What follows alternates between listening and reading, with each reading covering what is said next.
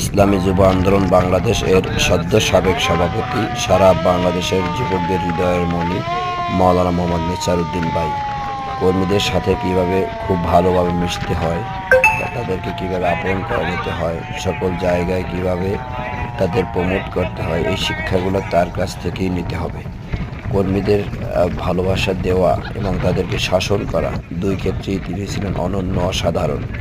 আল্লাহ পাক রব্বুল আলামিন তার সাথে কাটানো প্রত্যেকটা সময়কে আমাদের শিক্ষা হিসেবে, দিনের হিসেবে কবুল করুক।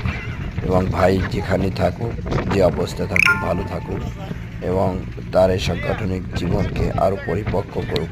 আল্লাহ পাক রব্বুল আলামিন আমাদেরকেও কবুল করুক।